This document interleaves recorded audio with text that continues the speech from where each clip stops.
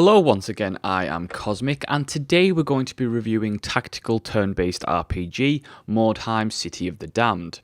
Mordheim was developed by Rogue Factor and published by Focus Home Interactive. The game is the first video game adaptation of Games Workshop's classic tabletop game Mordheim. Now, Mordheim blends third-person turn-based strategy with RPG mechanics, as well as roguelike and resource management elements. Since Games Workshop have opened up their IPs to various developers, there have been a mixed bag of quality games bearing the Warhammer and 40k logos. Mordheim, however, first appeared in Steam's Early Access program, where it did gather a loyal player base, and while the game was incomplete at the time, it did show a decent amount of promise from the very start. Mordheim is part of the Warhammer Fantasy franchise. The setting of the game is essentially that a comet struck the decadent city of Mordheim, destroying it and scattering warp stones throughout the now ruined city. These warp stones are highly prized for their power, and essentially thus mercenary warbands of all races risk the horrors and dangers of the city to acquire these warp stones. The game allows you to choose from 4 different factions, including the Human Empire, Skaven, Sisters of Sigmar, and Chaos Forces. Each faction does have their own unique storyline in the single-player campaign, although the general premise remains the same for each. Gather Warpstone. These word stones are at the core of everything you do, as they are the main way to gain gold, which is needed for every aspect of your warband. You'll start with a small warband consisting of 1 leader unit, 1 hero unit, and a few henchmen. Each unit costs gold to hire, and then after each battle, the units also cost upkeep to pay their wages. Unpaid units will not fight for you, and while henchmen are fairly cheap, hero and impressive units will keep digging into those coffers. The warband management screen is where everything from assigning skill points to inventory management occurs. Here, all the detailed information about each of your units can be viewed, and units can also be hired and dismissed. What I really like about the game is that not only is permadeath in play for your units, but injuries are a real threat. There's no save and reload in Mordheim. You'll have to face the consequences of poor tactical decisions. While your characters can make a full recovery after battle, more serious injuries can stay with characters for the duration of their life, which will affect various stats. An example is when one of my most experienced henchmen, Hendrik, apparently got drunk and tried to take on 3 Chaos heroes by himself. Needless to say, it did not end well for poor Hendrik, and he ended up with a severed arm. This long-term injury meant that Hendrik was no longer as strong or as hearty as he once was, but he did gain a permanent dodge bonus, probably because there's less of him to hit. The combat itself is designed in a similar vein to Valkyria Chronicles, and those who have played Valkyria Chronicles will have no trouble picking Mordheim up control-wise. This design focus means that the controls in combat are primarily designed for a controller, and while the keyboard and mouse does work fine, the controller does offer a smoother experience for the third-person combat. Outside of combat, however, the keyboard and mouse is king. Scrolling through the various menus and buttons in Warband management is very clunky and is a general pain with a controller. I ended up actually playing the game with both, which, while it was optimal in terms of how the game is designed, I certainly wish the menu system had been more optimized for a controller, considering that that's what the combat is designed for. This actual kind of disjointment makes the game feel really odd, and it feels like the game was designed by one team for the combat and then by a completely separate team for the menu system, and it doesn't blend well at all, and it's something that I felt should have been seriously looked at before launch. The turn-based combat itself works from an initiative ladder that is based off a unit's individual stats. Each unit has both strategy points and offense points, both of which are used for various actions. Strategy points are used for movement, interacting with objects, and some defensive abilities. Offense points are pretty self-explanatory in that regard, but it should be noted that some skills do require the use of both. Everything from the movement circles to much of the combat comes straight out of Valkyria Chronicles, which the developers do freely admit, and frankly, it is not a bad thing because that was a great game. The third-person turn-based design works really well in the Warhammer Fantasy setting. The character models are good, the level, and both kind of the character models and the level aesthetic works really well to provide a kind of darker, boding atmosphere that couples well with the threat of injury and permadeath. While the majority of play takes place in third-person view, there is a top-down tactical map that can be regularly referred to, which helps you navigate, but it also helps, more importantly, to keep track of enemy locations and movement. Combat itself is split between skirmishes and story missions. Skirmishes are where the majority of the content and longevity resides. Skirmishes can be played against both AI and human players.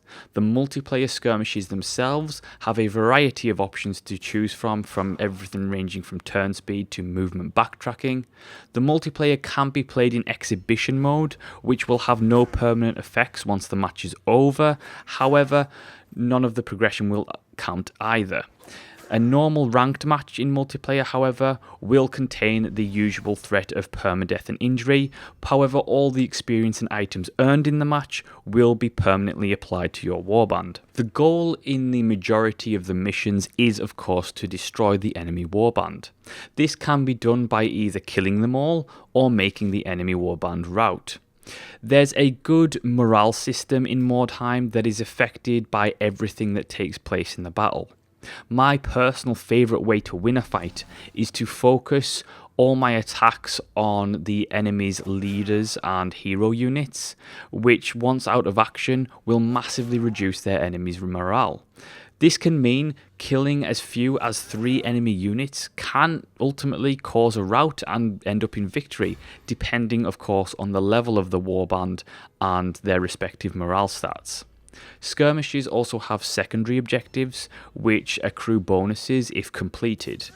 Objectives such as Wordstone Rush, where you basically have to collect a certain amount of Warpstone, or Crush Their Will, which is about stealing the enemy's totem from their cart to massively reduce their morale. Now, while secondary objectives do keep battles interesting, it does suffer from repetitiveness and a lack of variety, and things do get very repetitive in terms of objectives and goals after a while. However, the nature of the combat itself does tend to keep things fresh. I could yammer on all day about the ins and outs of Mordheim's combat. What I will say is that it is third-person turn-based combat done very well. It is very similar to Valkyria Chronicles, which is a great thing. I think that it is, however, people do need to be aware that it is brutal and it is punishing. The game will not let you away with too many mistakes or poor tactical decisions, even against AI opponents, and you will be punished that way. Later on, as your warband progresses and you gain higher level characters, introducing lower level characters, they will need to be protected because the enemy warbands will also be at a higher level and they will be killed easily. The hit chances themselves are fairly fair in that regard. You tend to have a good hit ratio depending on your actual percentage of chance to hit. That being said, however, there is of course the occasional 93% chance to hit, and then you end up missing the hit, which causes a general amount of grief and disdain. However, that comes part and parcel of this type of game. What makes the combat more interesting for me is the level design. Levels are designed vertically, so not only do you have a good amount of area to explore and cover when fighting an enemy warband, but you'll be able to go in buildings up to 3rd, 4th floors with archers, the top of a bell tower with an archer and play the sniper. It's all that kind of thing, and it does allow you to really get to grips with the tactical side, and it allows you to employ strategies, it allows you to ambush, all that kind of thing, because we're talking about having combat in the middle of a city. We're not on open fields here. This is small narrow streets, in houses, in stairways, all that kind of thing. And I think that mixed in with the nature of the turn-based combat works really, really well, and it is a lot of fun, and it does create, with that in its design, it does create some really good tense moments, as well as some I want to throw my controller through my screen moments. After the combat, you'll find out who's lost eyes and limbs, etc, etc, and then you'll move on to the progression side of things. You're able to customize everything about your units, from appearance, from names, also to their stats, as well as their skills and abilities. As you progress, you'll be able to upgrade a unit's stats and then learn abilities. Abilities themselves do tend to be quite expensive, so at the start you'll probably want to focus on hero units. These abilities will not only just cost skill points, but they'll also cost actual gold, so to make sure, you also need to make sure that you will have enough gold left to actually pay your units to be able to fight again. The progression side does have a certain depth to it, and while it is slow to get going, once you're in full swing of things in Mordheim, you'll really start to pick up new skills and abilities later on in the game, which really does affect the effectiveness of your units in battle. Alongside the progression and also the Warband management screen outside of combat, you'll also have access to a shop and the Smuggler. Now, the shop itself is simply where you buy new equipment, and this gets replenished every so often as you progress through the game. The Smuggler is where you will be able to sell your warp stones for gold.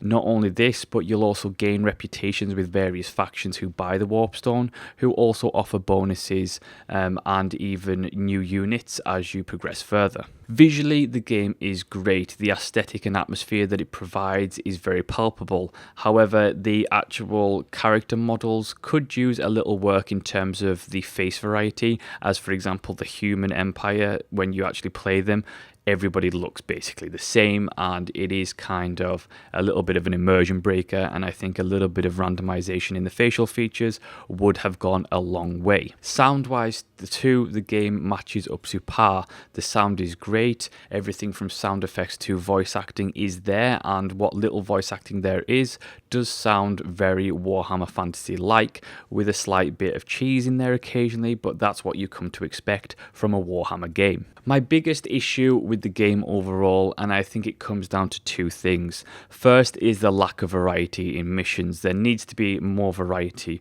whether that means more factions, more mission objectives. I just think the game needs a little bit more in terms of content variety, because it does get very repetitive, and I think that ultimately does affect the longevity of the title unless you really, really love it with heart and soul.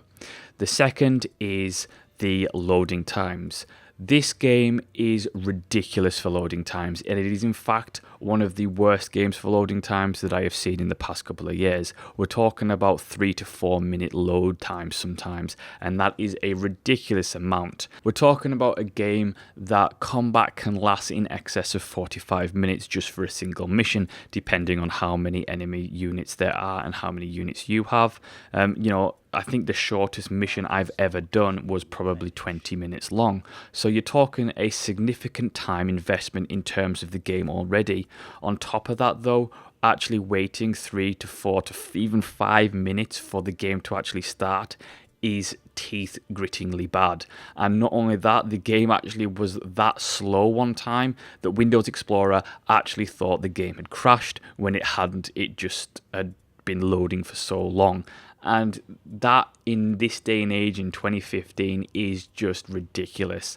The loading times really do need it sorted out, and I think that the developers really do need to patch the game to try and really fix that load time, because it is ridiculous for a game in 2015. That all being said, I do think Mordheim is a fantastic turn-based game. I really love not only the IP, but I love that this adaptation, in terms of a video game adaptation, not only reflects the core source material, but it incorporates elements from Valkyria Chronicles, another fantastic third-person turn-based RPG, perfectly.